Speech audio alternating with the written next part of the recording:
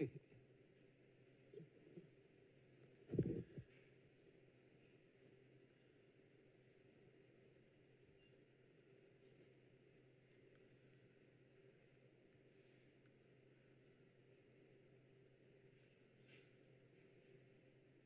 Plein Air Easton special live event is brought to you by PNC Wealth Management, committed to putting you first.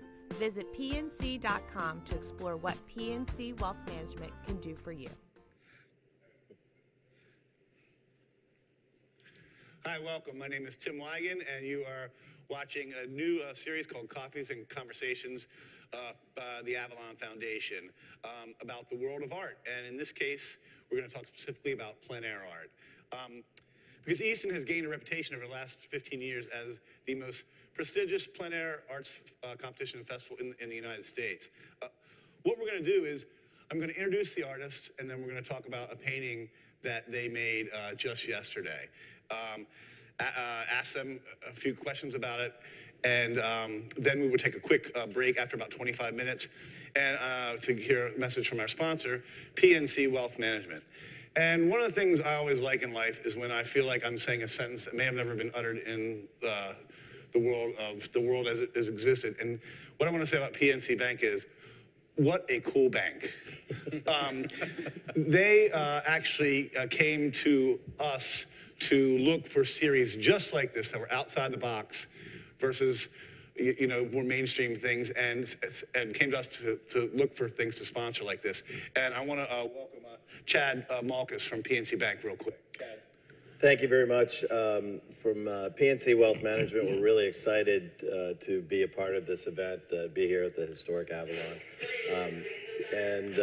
Excellent to, I think we might use that as our new motto. Yeah, what a great bank, It might work for the millennials. It could work for the millennials, exactly. But PNC is a proud sponsor of this, and we've take part in many plein air art events and support that not only here in Talbot, we also take part in one in Dorchester, as well as all across the country wherever PNC Bank is located. So it's really great to be a part of this, and we look forward to a great week, and we're happy to be a sponsor here. Thanks. It really is great for you guys to be a part of this. We really appreciate it. After we come back from the break, what I'm going to try and do is make sure that any term is explained. In other words, if anybody's out there watching who is new to this or just maybe sort of only been doing it for a couple of years, I want to make sure all terms are explained so everybody doesn't feel like the conversation is passing them by. And then I will also repeat any questions that we get from the audience to make sure that the audience at home viewing this can hear it, because we do have a studio audience and they are who we have to please first, because if they start walking out, we're in big trouble.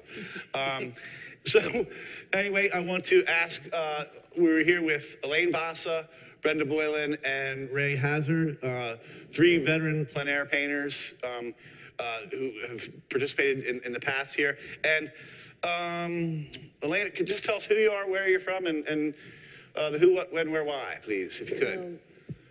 I'm from New Jersey, and I've done this event since 2007, I think. 2007. And stopped doing the event in 2014. So okay. This was actually my very first ever plein air event. Right, and you've sold quite a few paintings here as well, right? Yes, Brenda? Yes, Brenda Boylan. I'm from Oregon, Beaverton, Portland, Oregon, and I've participated 2 years, 2013 and 2016. I've since pulled off the circuit, and but I made a lot of friends here, and I'm glad to be back. It's such a great event. Even though I'm not competing, it's really fun to be here. Well, thanks for coming back, Brenda. We really appreciate it. It's great to have you back too. Brenda's the wild one in the crew here. Ray? You're right about Brenda. I'm Ray Hassard. I'm from Ohio now, but I grew up on Long Island, and I was in Easton the last 4 events as a competitor. And I didn't get in this year, but I'm back as an alumni, which is even better. I have been doing the plein air circuit thing for probably way too long, and I keep saying it's about time that I get off it. And then every time I say that to other people on the circuit, they say, you know, we all say that, but look around, we're still all here. So Right, yeah, right. it sort of feels in the winter like, I want to go back out and paint outside again. And then I end up coming back here. Yeah. Right. And then The it's so camaraderie hot is and it's so fabulous. exhausting, but the That's why it camaraderie is draws you great. back in, is the Yeah. camaraderie. It is. It's like a great big movable party. Right, right. That's the best kind. Real quick before we get into the paintings, I want to make sure that we let everyone know that Rise Up coffee is in here, and it is delicious. And also that we will be taking questions from the viewers on Facebook.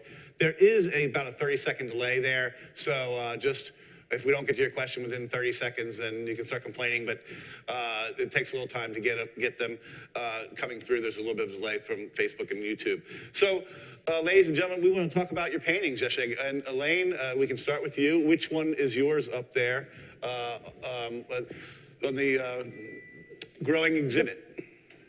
Yeah, mine's the first one on that panel over there. Okay. And, it's a nice.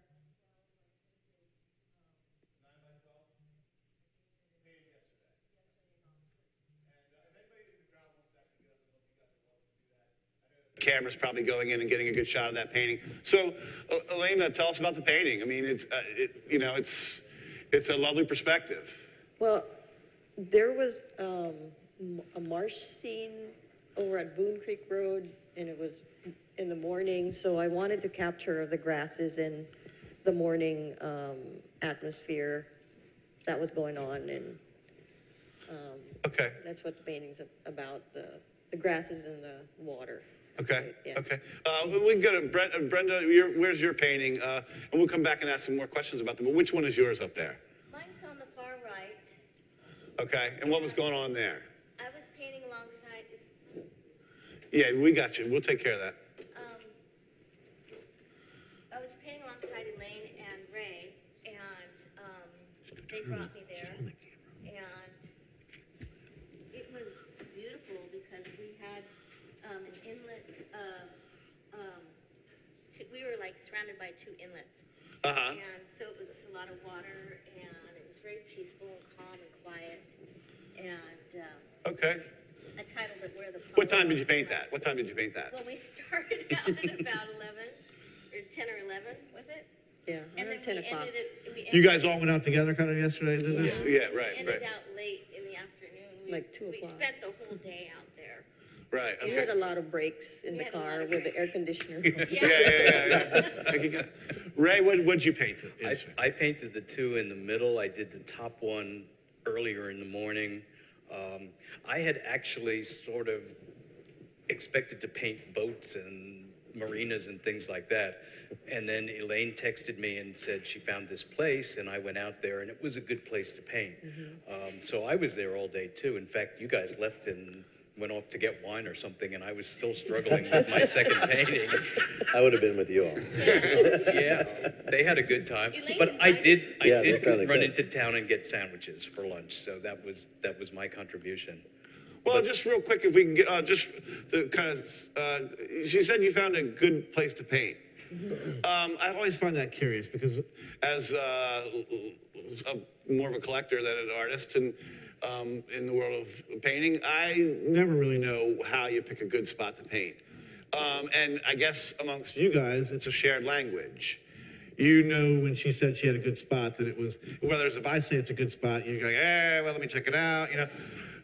How does that work? First of all, there's really no bad place to paint. If you're an artist, you can make something out of anything. I have a friend That's who a good paints answer. dumpsters, and he's done endless paintings of dumpsters. They're beautiful paintings. He can't sell them, but he can do a beautiful painting of dumpsters. Painting of trash. It is, and he does a great job. But when I got out there and looked around, I saw good things to paint in all directions, walked down that dirt road back to the shed, and it was shady.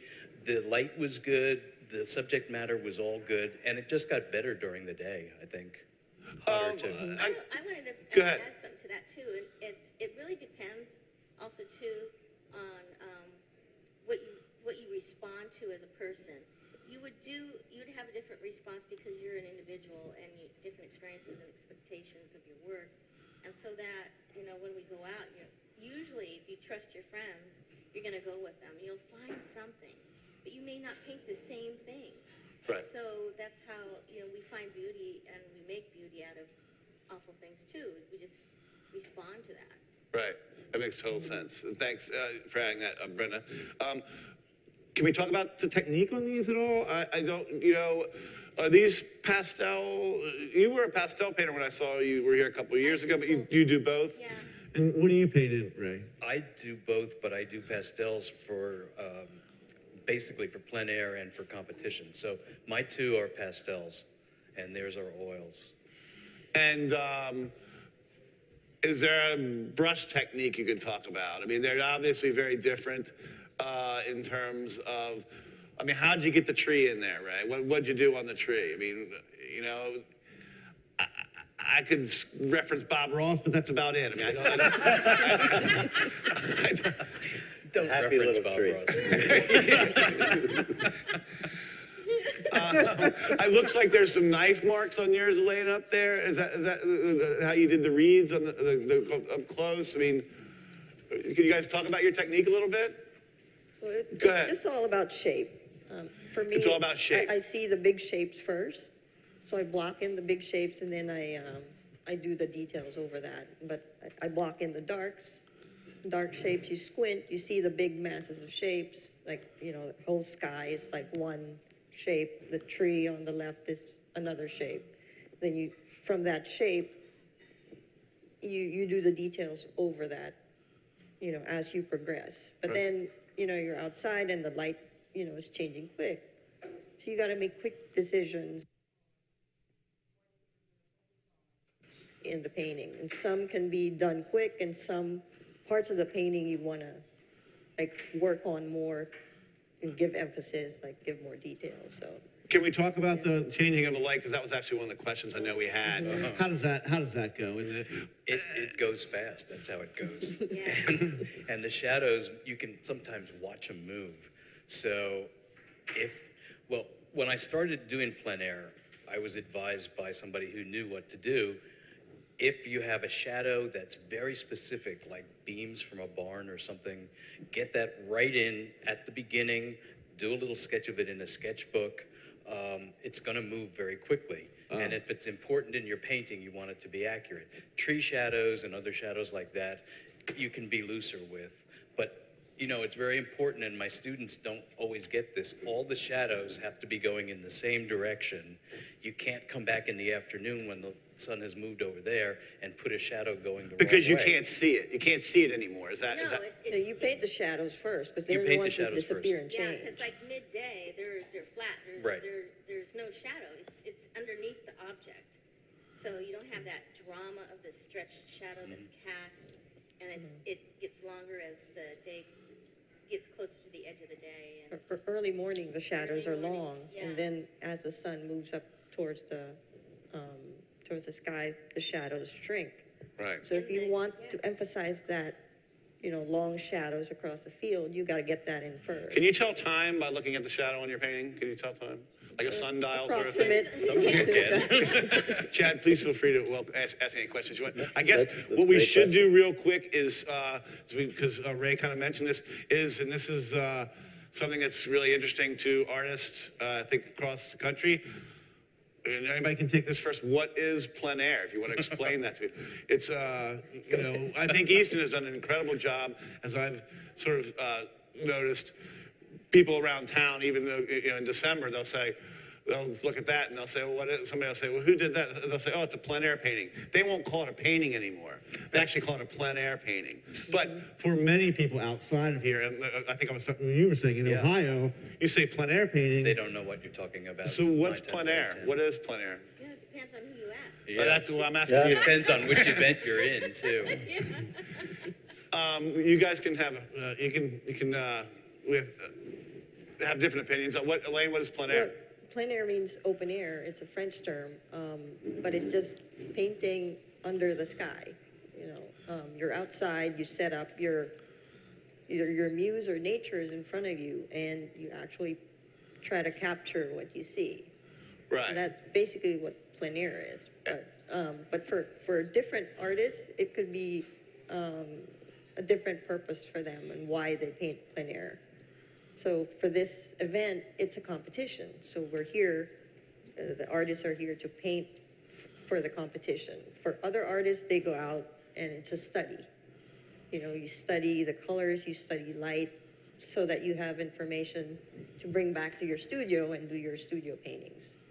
But basically, it's different for different artists. And my question to that would be if, basically, what are the rules around that? So, like, as you were saying, the light, you know, the light can go away. You're doing a sketch in a sketchbook or that sort of thing, but are you allowed to take a picture or, you know, to use as a reference point later?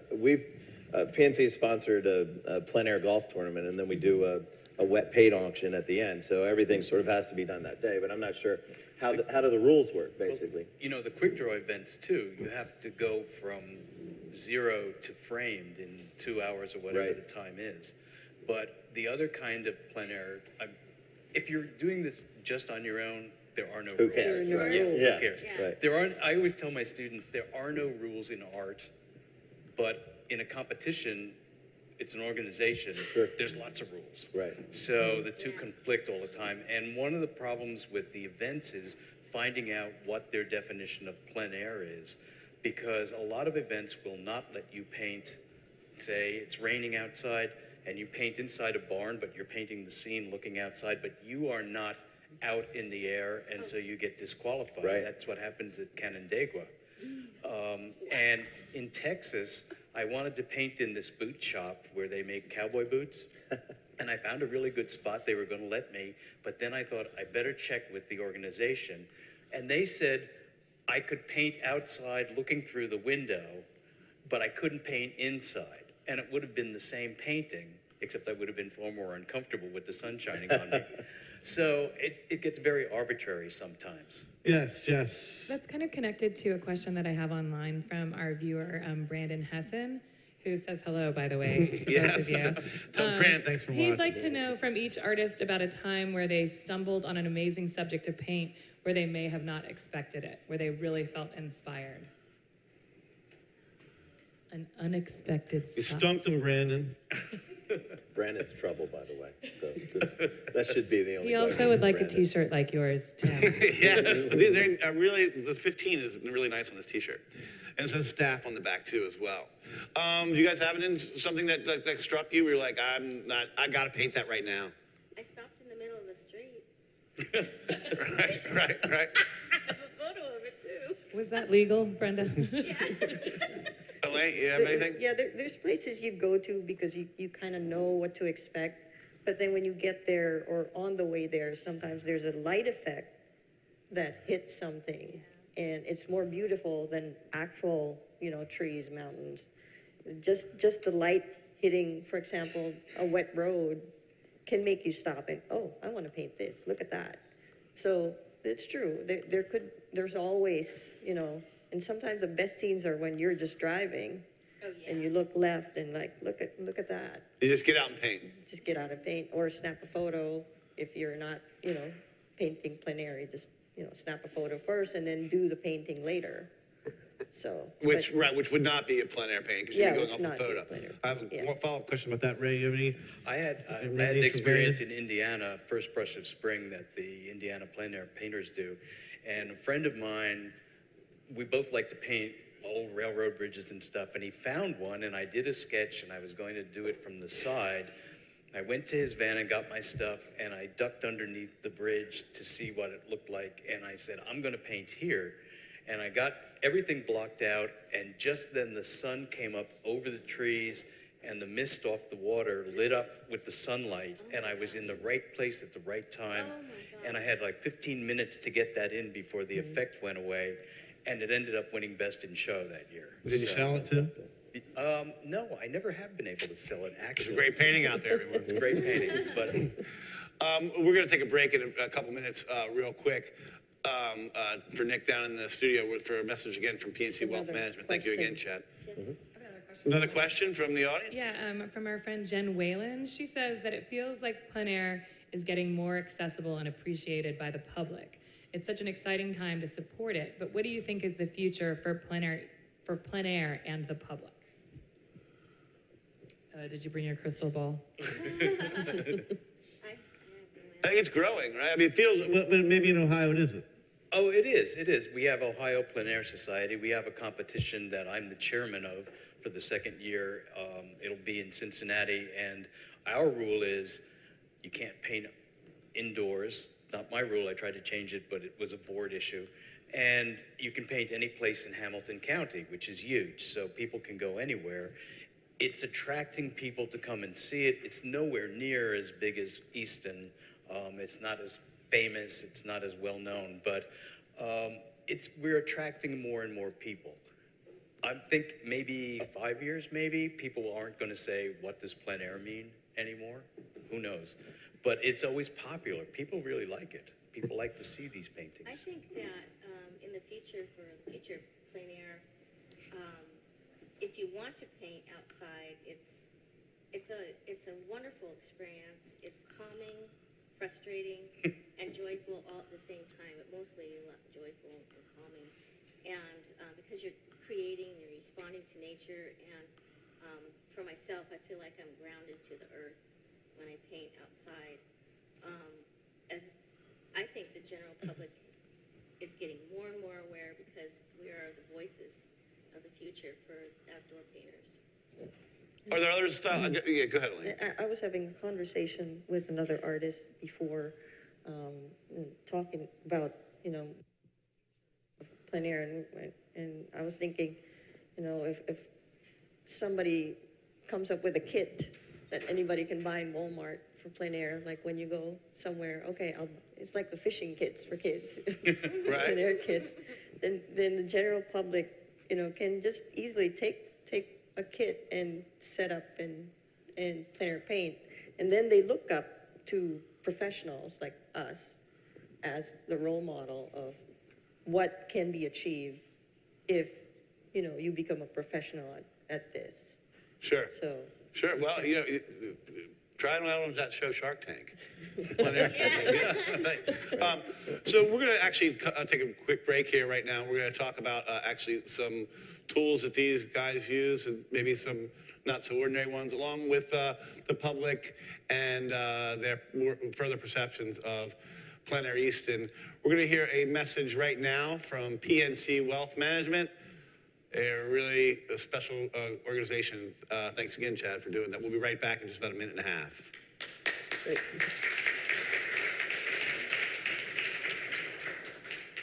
This Plein Air Easton special live event is brought to you by PNC Wealth Management, committed to putting you first. Visit pnc.com to explore what PNC Wealth Management can do for you.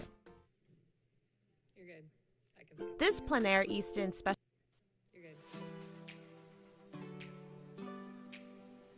Some weekends seem to last forever when nonstop applications become nonstop discovery. And in the heart of Maryland's Eastern Shore hides an annual haven of art, instruction, and entertainment. The country's largest outdoor painting competition, Plein Air Easton. There, you can trade in the ordinary routine for an energetic festival, exchange housework for a night or two at a bed and breakfast, and swap never enough time with we should do this more often. Take a weekend for yourself to explore, to paint, to experience something new. Your immersive art weekend begins at pleinaireaston.com.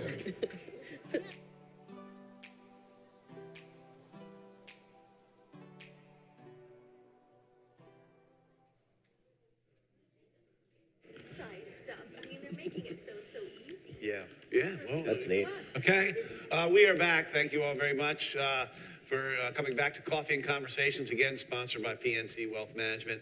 Don't forget, Rise Up Coffee is here all week. We're doing these Tuesday, Wednesday, and Thursday, taking questions from the audience and questions online. I believe we're streaming on Facebook and YouTube. And thank you very much for coming back.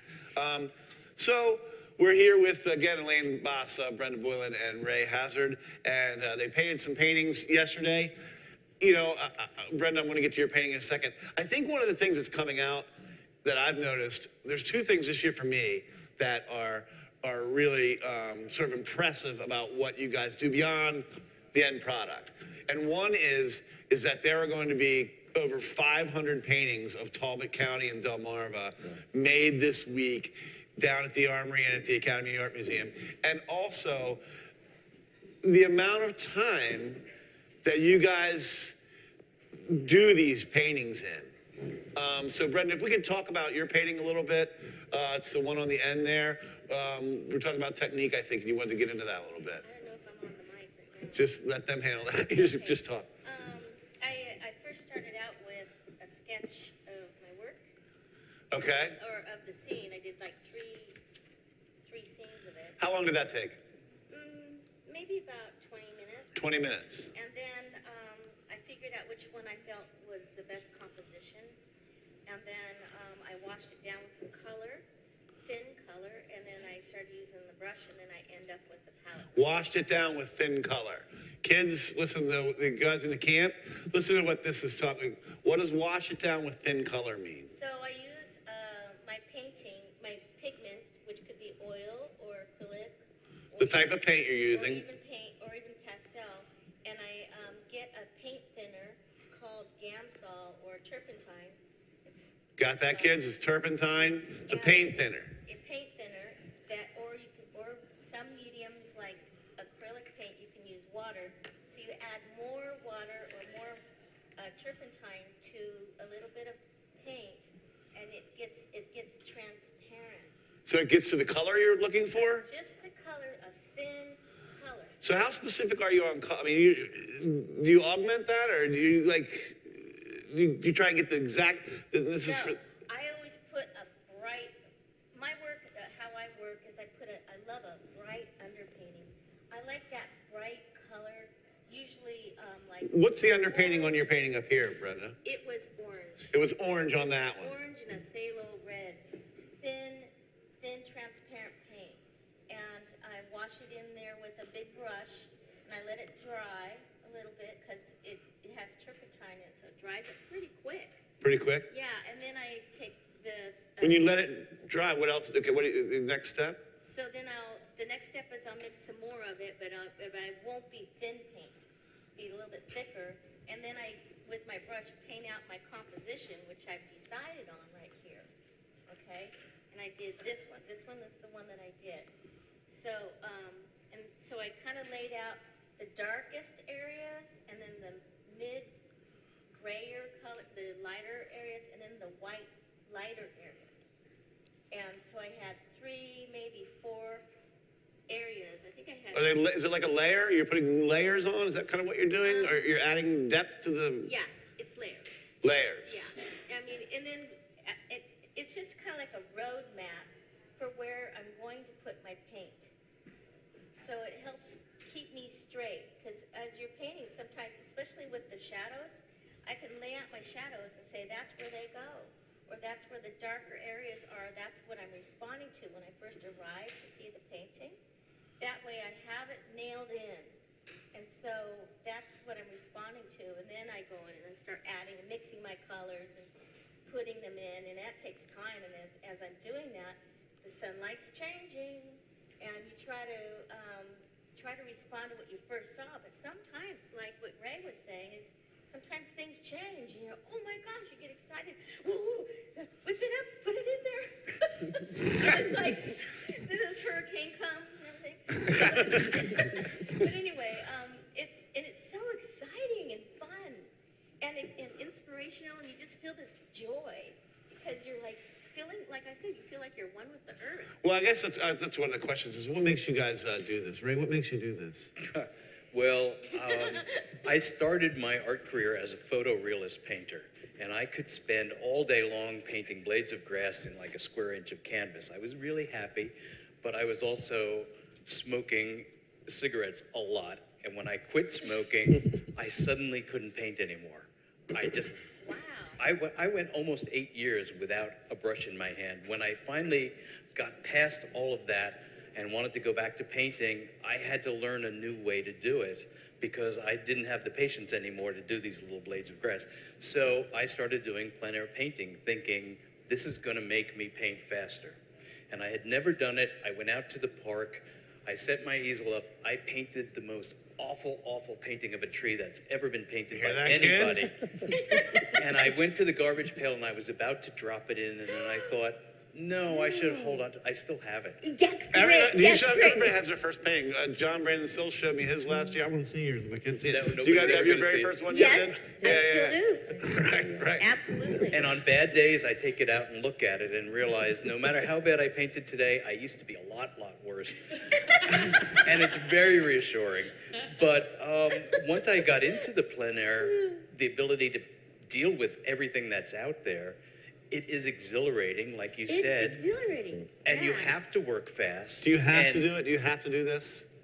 Do I have to? Do you have to? Yeah, do you, I mean, is it just part, I mean, it's part of you. We have to do Yes, it. yes. Yeah. Well, okay, so I have to interject on that question because I've been doing plein air for a lot, and I've pulled back and doing more studio work, and I really miss being outside. So I go out with my friends and play and still paint, but on my terms. I don't compete anymore. So I have to do it. It's just, it's a great high. Elaine? I was just going to Go ahead, suggest maybe you could have tried cigars or that. Now, I have a friend who does the cigars, and he claims it's to keep the bugs away. Right, but exactly. It's also to keep the outside all the onlookers time. away too, because these things don't smell good. Right. But I know one of your questions is, when do you know it's done? Chuck knows it's done when his cigar is finished. Yeah. He times himself by cigars. So I'm not too far off. You're not too far off. But the PSA is that smoking is unhealthy and bad. Yes. Yeah. You should not start, and you should quit if you're doing it. Elaine, you have anything to add to that? Well, I used to paint from photos before, because I painted in the studio a lot. And then when I discovered plein air painting, saw that whole world of difference between what's actually the colors out there versus the photo. So if you always work from a photo, now I know what the photo cannot show. Like the shadows are too dark in the photo, because you either have to expose for the dark or the light. When you try to get the right sky color, the shadows are usually too dark. So there's a difference, major difference in photo and what you're actually seeing in real life. So which now makes obvious sense. Even no matter how good the cameras get. When I want to do a studio painting, I always have to do a plein air because it's a preliminary study. That would be interesting, actually, to see a difference between the same subject, a photo and a plein air, maybe. Yeah. I want to get into the competition aspect of this for a second, but I want to ask you real quick before we go to that. Ray, what's your favorite color? Blue. Blue? Blue. I love blue. Brenda? Every color. You can be as specific as you paint want. color on my palette? Your favorite color, it's simple. It's hard, but it's a straightforward question. Indian yellow? Perfect. That's a good There you go. Elaine? Magenta? Magenta. Thank you very much for humoring me there. I want to talk about Plein Air Easton competition. Brenda, you said you don't compete anymore. And I guess you still do it because you're in the old gang. And you don't anymore. What has Plein Air Easton meant to plein air over the course of its years? I think it's the bomb. It's awesome. Bomb means really good. I may be old, and that's probably an old term now, but it's exhilarating. It's well run. Easton is the best. It is the best. Sets the standard, I think. It sets the standard, and getting in is quite. What does that mean, though? I just want to go a little further with that. I know we hear that it's the best. We hear that, I remember when we interviewed John Brandon Sills years ago, I think it was his fourth year. We just started doing the filming, and he was like so melodramatic. He's like, this is the world it's supposed to be. And I was like, okay. Now he's back in. You just acted just like him. Now he's back. He's back in his 15th year, and he's different now. So I would like to actually what is it about this festival? You know, Jess and Albon and Jessica Rogers, along with the staff here, put in tremendous amounts of work for the festival. And how does it pay off, I guess, is what, you know, I know there's sales, which is hugely important. There's a lot of sales here, and they're really, really supportive of the artists. Very. When we need something and call, they come right away, and that doesn't happen in a lot of events. Everything is planned out. Yeah, a lot of accidents. The way Yeah, Easton treats the artists, I think, is one of the best. I mean, events I've been in. I'll go a little further. I was talking to an artist who remained nameless yesterday, and he or she said that event that you put on Saturday night, she was just like, she was speechless, and then she said, air-conditioned bathrooms. Oh, yeah. Oh, yeah. I remember that. I mean, is that... The first year I was here, I took so many pictures inside the porta potty. I never was in one with a chandelier before. It was amazing. I'm like, really? Do they make porta potties with chandeliers and sinks and wooden air floors? Yeah, I just want to stay in here. Well, it's Talbot County, so yeah. Okay, yes, do you have a question? Yeah, I've got a question from online, and then I'm happy if people raise their hand to pass Yes, the oh mic yes, too. I'm sorry about that. We can Jill, take don't some leave. questions from in the audience too. This one is from Sweet Ellen Votney. She wants to know how many years each of the artists have been painting, and how old you were when you started. Oh, Okay. 4. that's about right.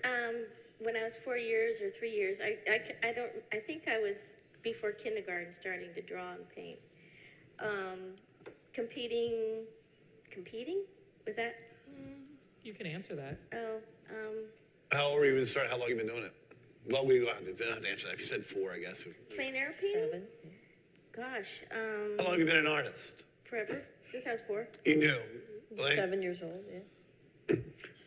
Between 4 and 7, somewhere in there. My parents got me a set of new pastels. So you guys all started very early. I mean, you didn't come to, I mean, you knew you wanted to be a painter, but you did industrial painting versus, you know, Well, no, I always wanted to be a fine artist. Of course, you get the story that you can't because nobody can support themselves and blah, blah, blah.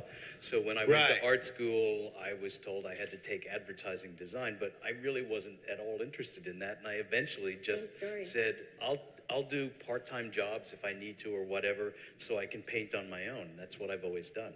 Artists, same way. You guys the same way? Yeah. That's my earliest memory was when I was 4. I might have been creating long before that too. Sure. In the womb. Yeah. Sure. Right. I'm gonna leave that one. Do we have any audience questions from anyone in the audience? You guys feel free, please. You can see it's kind of a loose conversation. Yes. Hi. Here, wait. Get on the microphone so that you can be heard online. We're asking a question from the audience if you guys are watching at home. Hi. So we are running a plein air camp for students, our little campers up front in their smocks, and we were just wondering, do you have any tips for us as we're beginning our week and our experience in plein air?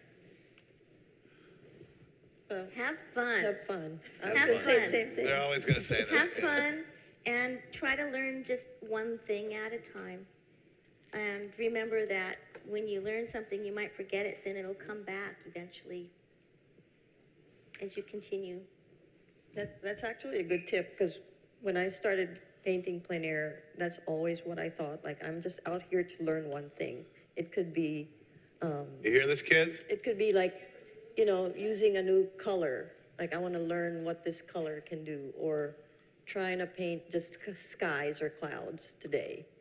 So it's just one thing. You're out there. Of course, you're trying to, you know, capture the scene, but focus on just learning one thing. And if you do it often enough, you learn different things throughout, you know, your process. Right? I would say try to see the big shapes and not get caught in the little details. And say that again real quick. Try to see the big shapes like a tree. Don't try to see the leaves and the branches and everything else. Squint. Just get that big shape. And an easy way is to almost close your eyes, and then you can see things. That's the basis of what we do, I think. All starts with big shapes. I would add to that, to Ray's answer, is that learn how to draw well. Oh, that's very, very important. Because a painting, if your drawing skills and your ability to see and put it down are not good, then your painting's not going to be good. It's the foundation of your painting. Drawing. Drawing. Yeah. Drawing's very Know important. how to draw, like what's closer to you, what's in the middle area, if it's a landscape, what's in the farthest area. And yeah, learn that. Learn your drawing skills. It's really, really important. I wanted to ask a quick question on that. Anybody else have any other questions? Please, Jess, keep going online as well. Do you guys use any strange tools besides brushes to do any of your work? What kind of stuff would you use? Palette knife? Palette knife? Palette knife. I have a T-square. I do too. Yeah.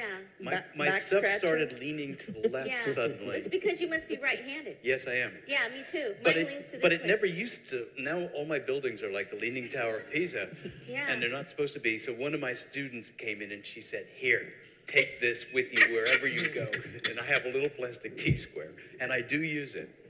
But I also found it's verticals that get me. If I turn it sideways, I can draw a straight horizontal Yeah. and then put it back up. But if I try to draw vertical, it leans. Yeah. So my T-square Because saves you're me. right-handed, and this is You're- a very This is comfortable way yeah. to do this instead of this. That's really hard to do.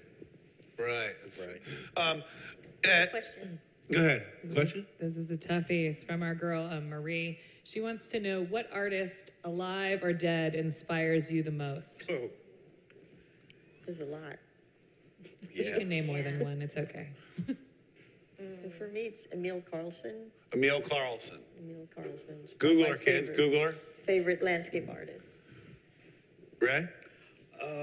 Probably Soroya, but Heard also that name. John Singer Sargent.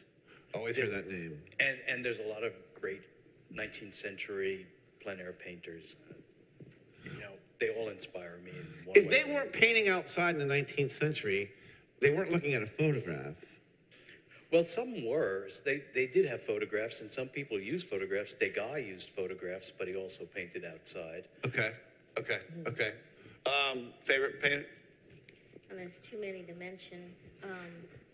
I was trying to think of who the modern day work is. I can't, the name just, but Soroya or Monet. I love Vermeer's work, even Yeah, though me I too. don't paint like he does. Very inspiring. There's so many. Okay. On a different subject, I wanted to ask Chad again, feel free to chime in. What does it mean for you to be able to interact with the public in the plein air setting? I know that can be distracting, obviously, because you've got to get something done, but is that generally good for the I think that we're out there in the public, usually painting in a public space, and people come up and say, "Do you mind if I look?" And they get very kind of timorous about it. Not so much here, but in other places. But I always say, "Yes, of course." And then we have these conversations, and they're usually pretty similar. They say, "I wish I could paint, but I can't draw a straight line." I produce my T-square and say, "I use this myself." And then they say, "But I don't have any talent." And I say, "Well, I'm sure you do." I have found sometimes while I'm painting, having that distraction turns off the part of my brain that's like the critic part, and I get out of my own way. I was painting once in the woods up in northern Michigan, trying to paint a tree with trees behind it, and I couldn't figure out how to resolve it. And then somebody came along and we had this conversation, and when he left and I stood back, my painting was done. And I had done it from the paint side of my brain instead of the think side of my brain, and it worked really well. So sometimes it's beneficial. Right. Is it good for the craft to be out, to get the craft out there like that, in that Oh, way? heck yeah. I think we're like, you're a spokesperson for Plein Air. If you're out there and people are wondering what you're doing, then you can tell them what it's about and you can share that. And I don't mind distractions. It just depends on if the person is not stable. Right. You do run into that sometimes. There's another question from Jen again online. She says, "It seems that as painters mature, they work more simplified and are economic with brushstrokes, saying more with less. I'm wondering how the artist's process has evolved and what they have learned to let go of. Is that happening to you guys? Mm-hmm. I'm in the midst of it right now. I used to paint photorealistic, like you were mentioning, Ray. And because of plein air, it forces you to be looser because you're responding. But if you have just a minimal amount of time, then of course you're going to be, less detail. It comes down, when you start doing plein air, it becomes very important to decide what you're going to leave out. After a while, it becomes more automatic. But if you go out and you look at the world, the first time I tried doing plein air, I was overwhelmed by how much stuff is there.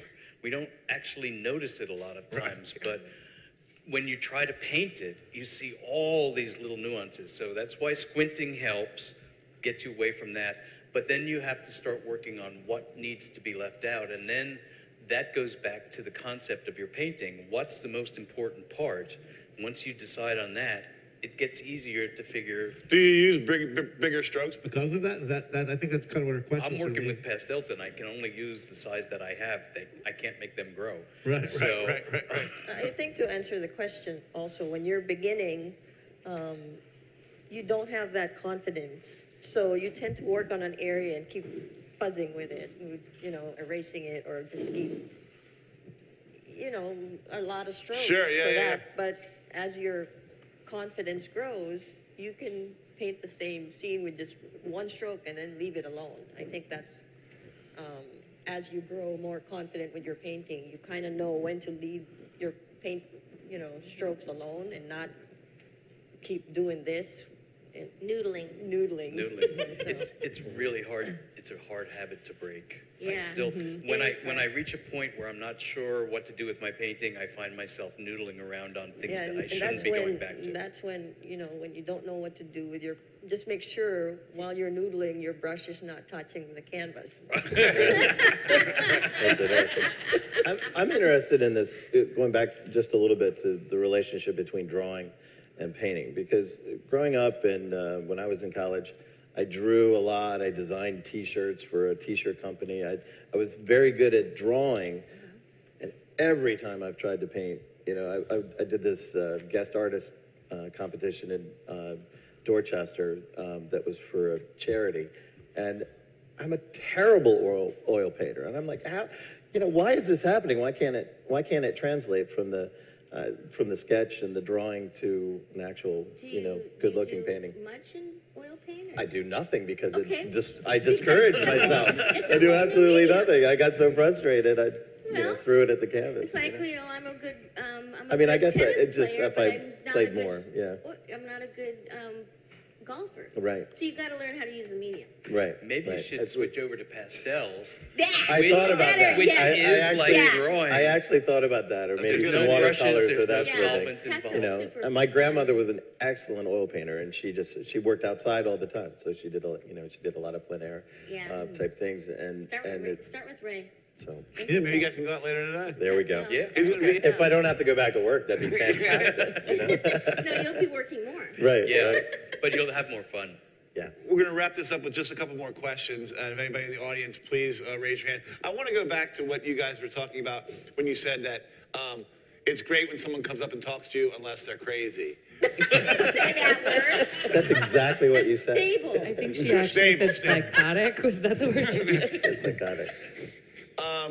Do you guys have any funny stories about? I have a story. A friend of mine who is a plein air painter, she told me this story. She's a very small woman from Kentucky, and she has this very broad twang. She was in a park painting with some friends, and they said, "We're done." And she said, "Well, I just have a little bit more. I'll be right there." And she was painting, and she suddenly heard this man behind her with a deep voice say, "That's real nice." And she turned around and saw this guy with a mohawk and pierced things and everything. And he said to her, "I paint too." So she's kind of nervously packing up, and she said, what, that's good. What do you like to paint? And he said, "I like to paint women being stabbed by Satan. Oh, And wow. knives with like, so she's really packing up fast. And he said, I got some pictures of my work. Could you critique it? And he opened this book with the pictures, and she's scared to death, and she said, you're using the wrong color red for the blood. Alizarin is not bright enough. Try cadmium red light. And he said, whoa, thanks. And he walked away. She said, I will never stay behind again. When everybody leaves, I go with them. That's a great story. A cautionary tale. Brenda, you got one? Too many. Just give me. Lane, you got one? I have lots of stories, but It can be simple. The woman last night was telling me a story about. I was painting with my friend, and while we were painting, a couple of teenagers that had too much to drink just, visited us. Yeah, And said, right. that's nice, and then, so we started, he got scared, so we started packing up and stuff, and they were hanging out. And then, so I put my painting down on the floor, and one of the guys stepped on it. So, and at the bottom part of the painting is this pattern from the shoe. From the shoe. It actually looked better. That kind of works. Brenda, you got anything you want to share? I can't remember. There's just so many of them. Okay. There's usually a lot of humor. So, All right. Yeah. Well, listen, we've been going about 53 minutes. I think that's, I don't know if I can concentrate for longer than 53 minutes. So we want to thank Are you there guys. any other questions in the audience? Any more questions in the audience? Please tell your friends this week that this is going on. If you enjoyed this, we'll be here Tuesday, Wednesday, and Thursday. This is Plein Air Easton's Coffee and Conversations. Rise Up Coffee's here all week. We want to thank again PNC Wealth Management for their great sponsorship of this. Chad, thank you for stopping by. You're welcome to come by a week. Fun. Guys, thanks for being the guinea pigs on this. We really appreciate it. And the paintings that are produced by our alumni painters will be on display at the Avalon Theater all this week, and they're for purchase. So if people want to come and check them out, they can do so. It's really kind of cool. Jess and Al came up with this as a growing exhibit. So this week, we started out with 4 paintings from our agricultural art program or art initiative. They're on display here too. Yeah, we're building a 3-year collection of agricultural paintings that are all produced during Plein Air Easton that help tell the story of Talbot County's rich agricultural landscape. So we've got 4 paintings on display from that collection, and we'll be purchasing some more for that collection this year. Tim, can you remind us who are our alumni painters for tomorrow? No, I cannot actually. There are 3 more painters that are coming tomorrow. I believe. I think Beth Bathe is one. I think so too, and Lori Putnam. I think that they're all painting. Kirk McBride. And they're all painting today at the Chesapeake Bay Maritime Museum.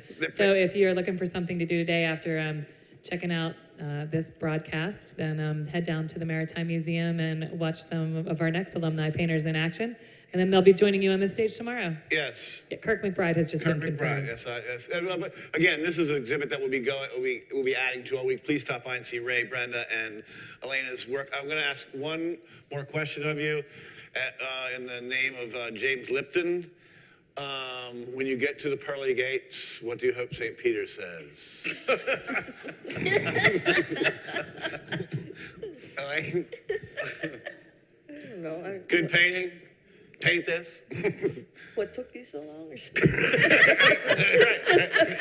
How about that? We have commission for you. Get in there and start painting. Brenda? He'll ask me if I brought any Indian yellow with me. Thank you all very much for watching. This has been Coffee and Conversations, sponsored by PNC Wealth Management. Thank you very much. Thank you.